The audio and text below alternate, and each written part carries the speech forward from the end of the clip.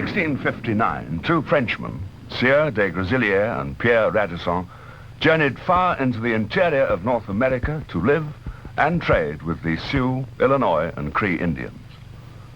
They returned from these travels with furs worth a fortune and the belief that the only real way to organize the fur trade was to ship furs direct to Europe from the south of Hudson Bay during the summer months, thus avoiding the tortuous inland water route to the St. Lawrence.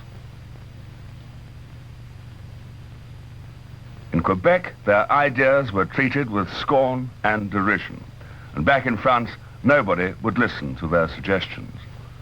However, the two Frenchmen were persuaded to come to England, where their ideas were given a sympathetic hearing.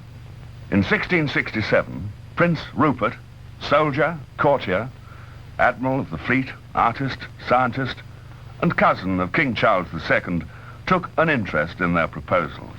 With a group of English businessmen and courtiers, Prince Rupert purchased and fitted out a small 17th century ketch, the Nonsuch. King Charles loaned the Eaglet, a small vessel belonging to the Royal Navy, and the expedition became a reality. There are no contemporary pictures of the Nonsuch. Drawings of vessels of her size show her to be of 50 tons, 50-foot overall length of hull, and 15-foot wide. Her crew consisted of about 12 men, and in peacetime she carried 6 small cannon. It seems almost incredible that such a small craft should have been chosen to make a voyage that was to become of immense importance to Britain as a trading nation. On June the 3rd, 1668, the two vessels sailed out of the Thames, bound for Hudson Bay. Nonsuch, under the command of Captain Zachariah Gillam, had Grazilliers aboard. The ships and their crews soon sailed on into the rigors and dangers of the Atlantic crossing. Here they were pounded by high seas, buffeted by gale-force winds, until finally, badly damaged by the storms, the Eaglet gave up, turned about, and set course for home. Alone now, Nonsuch sailed on and finally made landfall on the southern end of James Bay on the 1st of October, 1668. Here the adventurers prepared to sit out the winter. Before the snows fell, the crew built a log hut surrounded by a stockade known as Charles Fort, and then waited for the spring. When the melting winter ice began crunching its way down Rupert River, it brought with it spring, Indians, and furs. Soon, every available foot of storage space upon Nonsuch was crammed with prime beaver skins. By August 1669, boat and crew were ready to leave for home. And sometime between September and October, the Nonsuch arrived in Plymouth. These 15 months of voyaging and adventure had not only vindicated the theories of Grazilliers, but had founded the Hudson's Bay Company. On May the 2nd, 1670, those men whose foresight and enterprise had made the voyage possible received their charter as the Governor and Company of Adventurers of England, trading into Hudson's Bay. Their first governor was Prince Rupert. All this took place 300 years ago. In order to mark the anniversary, the Hudson's Bay Company decided to build a new Nonsuch, as near as possible to an exact replica of that vessel on which the company was founded. And where better or more appropriate to build her than here, Appledore, on the bank of the River Torridge, on the mouth of the Torridge Estuary in North Devon. No port in Britain has prouder connections or traditions with the sea than Appledore. Her seamen were crossing the Atlantic in 1587, hoping to colonize North America. Her fishing fleet was fishing off the North American coast before 1700. Her trade with Newfoundland rivaled that of the Port of London, and her sailing vessels developed the timber trade between Canada and England, bringing the cargo back to Biddeford and Appledore. The last port in Britain still owning and running a commercial sailing fleet was Appledore. The firm chosen to build the new Nonsuch was that of Alan Hinks. His family have a tradition of boat building stretching back for 150 years and including a second prize for a model of the best lifeboat in the 1851 exhibition.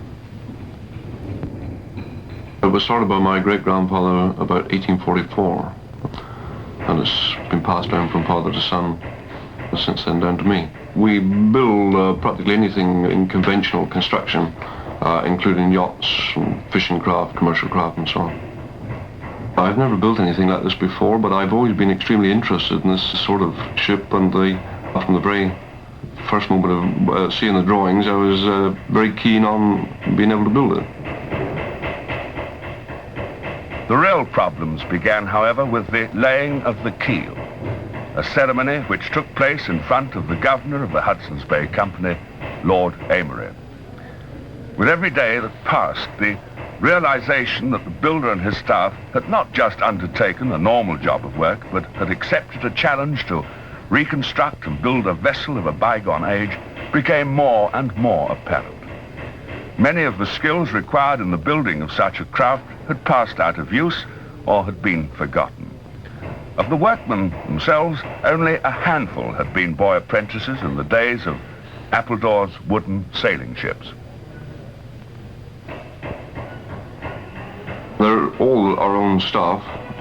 We have probably taken out a couple of extra people since we started, but apart from riggers and caulkers, it's all our own people that's built the ship.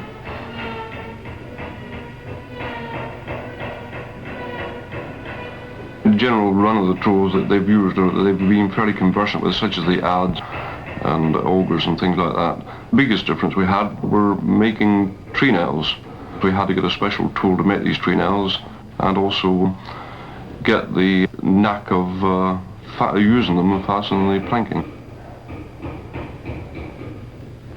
Gradually, the skeleton of the Nonsuch began to take shape. The great frames reared up around the boat shed like the bones of some prehistoric monster awaiting its skin. The skin, when it came, was fitted in the shape of 2-inch thick planks, molded and softened in jets of steam, the easier to shape them to the fullness of the curves of the bow and stern. The whole of Britain was searched for suitable timber. All the wood is solid. No laminated timber is fitted anywhere on board. I was very fortunate. I found this excellent oak for the planking at Andover. A lot of the big oak members I found a very good timber yard at Bury St Edmunds. A lot of the framing actually used in the ship was already partially converted and would have gone into the Endeavour had she been built at Bideford. The spars, that was pretty straightforward with the exception of the mammoth. The mammoth was a problem. This called for a specimen tree. It had to be homegrown timber, Scots pine to meet the specification. And this did present some difficulty. I did an awful lot of running around trying to find this, and we had several trees felled, which proved to be no good. But in the end, we finally located an excellent piece at Longleat, and this has provided the mass that we got here now.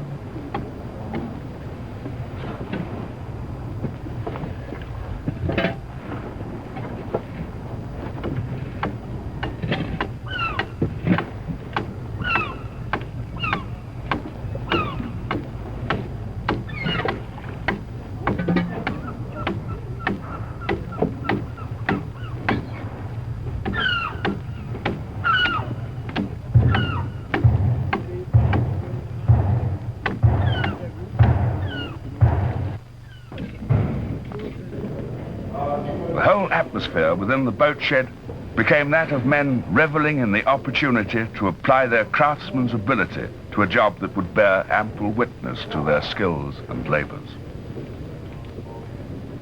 I know that they're extremely proud of having the opportunity of building this ship, and this is really their baby, and they've taken an awful interest and put everything into it. I think we shall all miss her when she goes. Normally, ordinary boats you take an interest, but naturally you're always glad to see the job completed and underway. But I think here in this case, I think we're all going to miss the Nonsuch when she goes. It's been a sort of a way of life for 12 months for us all. Of all the crafts involved in the building of the Nonsuch, that of the wood carver is probably the most exacting and rewarding. Jack Whitehead, wood sculptor, whose studio is on the Isle of Wight, is a name known wherever boat enthusiasts meet together. It was he who carved the figurehead for the Sir Winston Churchill and for her sister ship. Jack Whitehead's talents are widely appreciated and sought after. So it is no surprise to find that it was he who was responsible for all the carving aboard the Nonsuch. I was carving a figurehead at the boat show 2 years ago, and I was approached by a representative of Mr. Warrington Smythe and asked if I was interested in doing the carvings, a replica they proposed to build of the Nonsuch. They had specified as far as possible the sort of timber that would have been used 300 years ago in the original Nonsuch, and we chose a mixture. Some of the carvings were in yellow pine and some were in English oak. We did a little research because one of the difficulties was the carvings had to be carried out in the same style and finish as they would have been originally. And of course no sandpaper was used. Anyway, carving tools haven't altered for generations. They're still the same shape. The drawings were only really rough sketches, and it was up to us to use a bit of imagination. In fact, we gave all the carvings on the stern these large females between the windows and different expressions and things like that.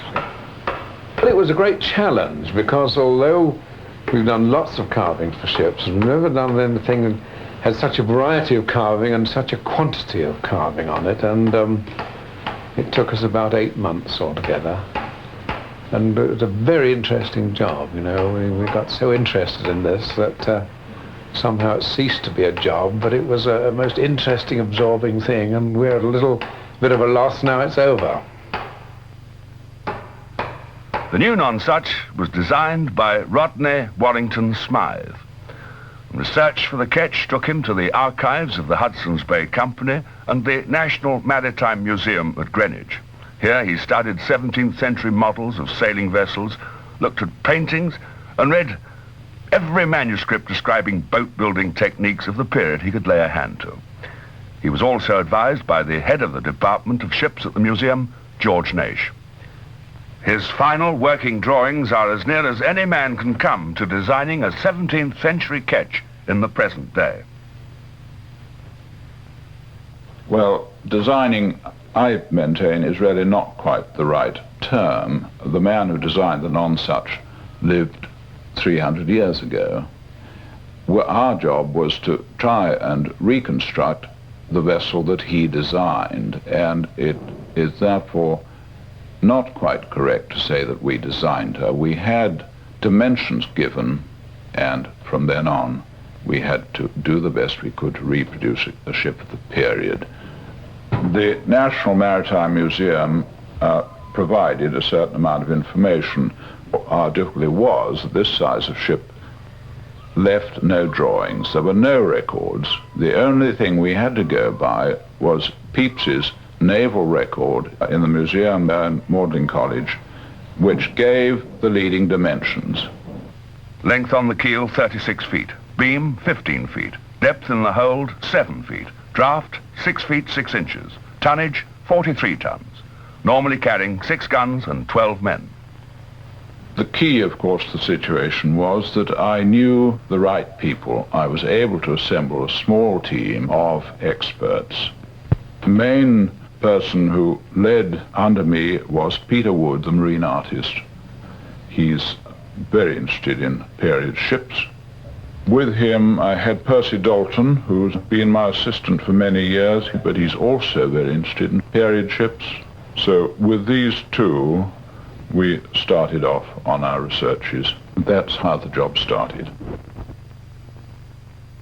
And now, Nonsuch looks and feels like a ship ready and anxious to take to the water.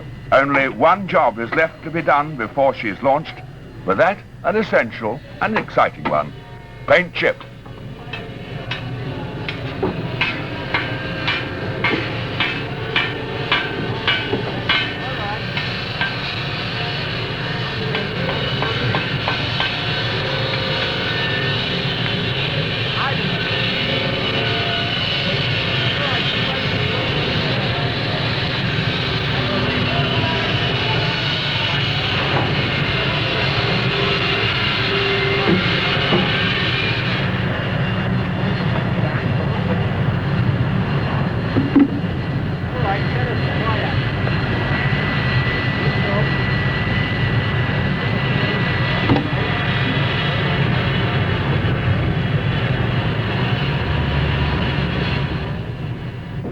August the 26th, 1968, Mrs. Heathcote Amory mounted the rostrum erected in the boat shed in preparation for the launching.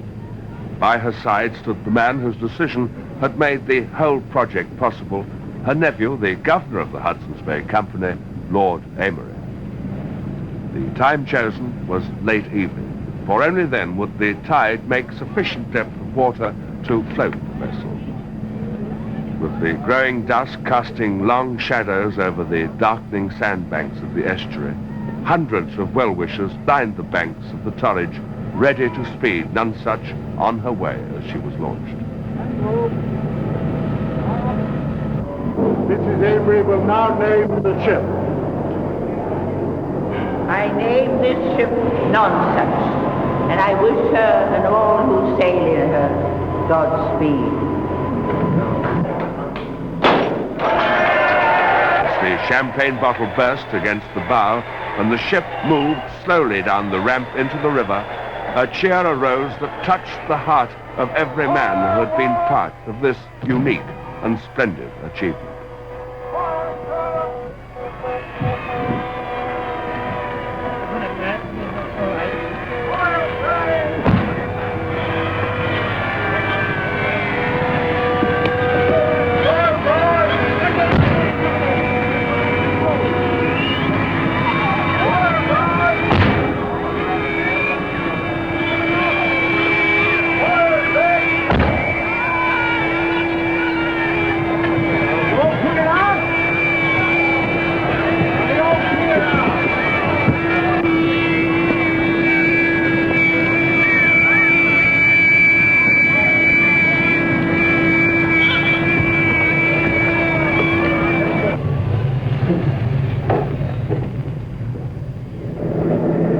Now only one task remains unfinished before Nonsuch is ready for the sea: the fitting of the masts and their attached spars, stays and rigging.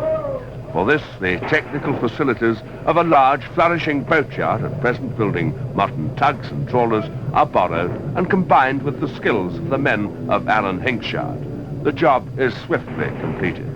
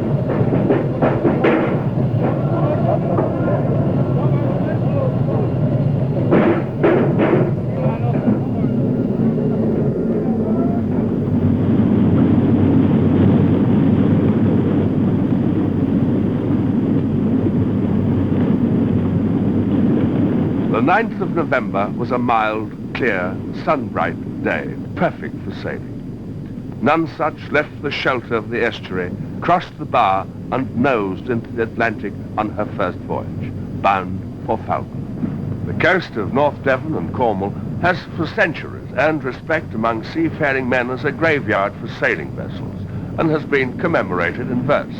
From Hartland Point to Lundy Light is a watery grave by day and night.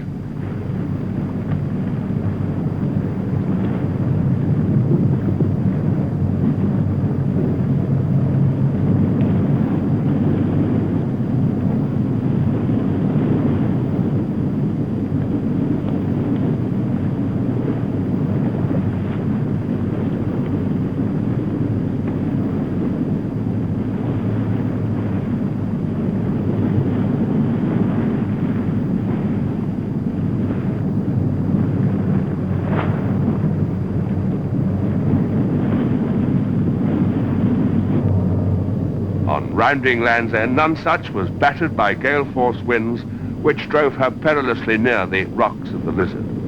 But summoning up the true spirit of her predecessor, she weathered the conditions and eventually tied up on her buoy in Falmouth, ready for the forthcoming weeks of intensive sea trials.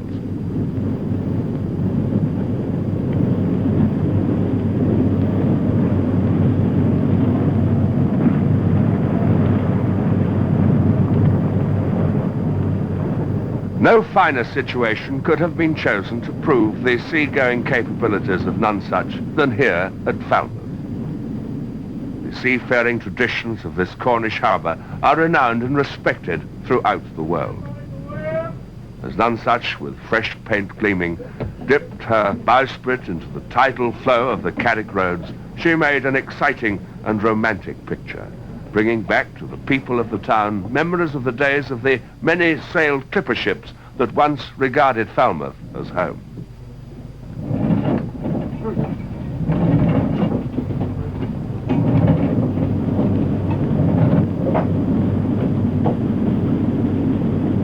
I see you sitting out there. Come on.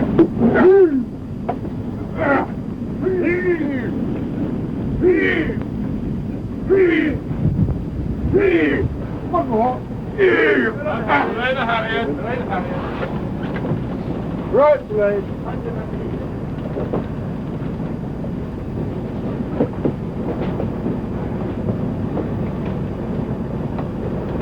Okay, lads, now on the main track here. All of you. Main sheet!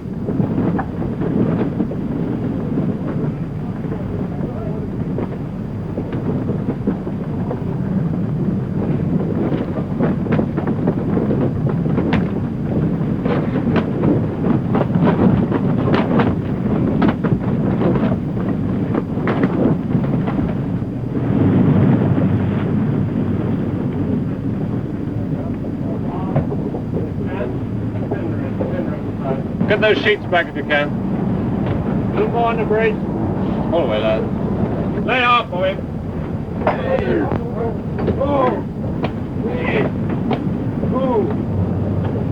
Don't let it go, lads. Hold home. Hey! Hey! Hey! Whoa! The master of Nonsuch is Adrian Small, a man with extensive seagoing experience under canvas. In 1946, he went to sea on a Finnish grain ship on the Australian run as an apprentice. He worked in conditions of service that were almost reminiscent of the bad old days of sail, living on salt meat and rationed water, all for the princely sum of 10 shillings a month. Later, he became second mate aboard the Mayflower on her outward voyage to America. Since then, he has been the master of vessels used for filming in America, one of the films starring Julie Andrews. Here he met and sailed with 2 other members of the Nonsuch crew. Mate Nigel Glassborough, who was mate under the command of the one-time master of the Mayflower, Alan Villiers, on another film epic, and finally the boatswain Mark Myers, an American from California, who's also a very talented marine artist. With the days passing into weeks, Nonsuch begins to take on the weathered, sea-stained look of a vessel built not as a showpiece, but as a craft capable of taking on the maximum that the elements can provoke and holding her own. Under the command of Adrian Small, Nonsuch and her crew have become a unified whole, working together in a disciplined harmony in eager anticipation of the exciting future that lies ahead.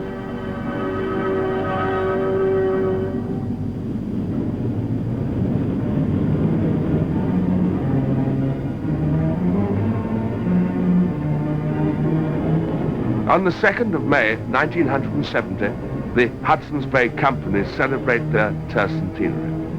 And sometime during that year, it is planned to present Nonsuch in Winnipeg, in the hope that future generations of Canadians may know the kind of men and craft it was that opened up such an important chapter in Canadian history, and gave birth to a company that has forged unbreakable chains of trade and friendship between Great Britain and Canada for 300 years.